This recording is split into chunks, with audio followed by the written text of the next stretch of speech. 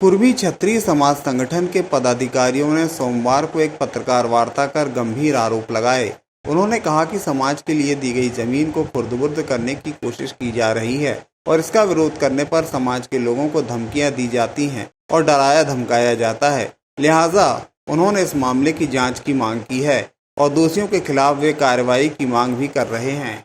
हमारे पूर्वजों ने मंदिरों के साथ ज़मीन लगाई, पाठशाला के साथ ज़मीन लगाई और वर्तमान में एक पिपरिया बनिया खेड़ा में ट्रस्ट है, उसके साथ में ज़मीन लगी हुई है। बड़ी ज़मीन है, करोड़ों की ज़मीन है। उस ज़मीन के ये पेपर हैं जिसमें यह वर्णित है कि खसरे पहले किसके नाम से थे और सेल डीड भी है, क्योंकि सेल डीड और उसका वर्णन हम करने जाएंगे तो बड़ा लंबा मामला है। वो पेपर इसलिए आपको दिए जा रहे हैं कि वो पेपर स्वयं सिद्ध करते हैं कि क्या परिस्थितियां हैं और हम लोग इसीलिए उसमें बोल रहे हैं कि किन की भूमिका थी, उसकी जांच हो, दोषी दंडित हो और जो जिस पर्पस के लिए वो ज़मीन है, मंदिर से लगी हुई ज़मीन है, तो मंदिरों के नाम पे रहे, मंदिर से संबंधित उसमें विकास कार्य किए जाएं। आप उसमें खसरे देख करके आश्चर्यचकित होंगे कि वो किन किन के नाम पे चले गए। किन के नाम पर आपके पास दस्तावेज है, देखा भी होगा, किन के नाम पर है ज़मीन?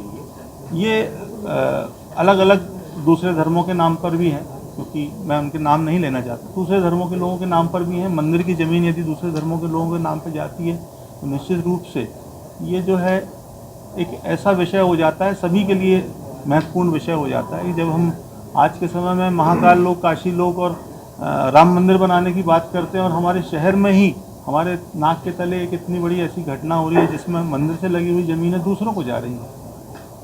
कोई विधायक शामिल हैं? हम निश्चित रूप से किसी के लिए डायरेक्टली नहीं बोल सकते। ये सब जो है, मैंने तो उसमें मांग की है कि जो भी दोषी हैं, जो भी यदि कोई जनप्रतिनिधि इसमें है तो उसका नाम सामने लाया जाए।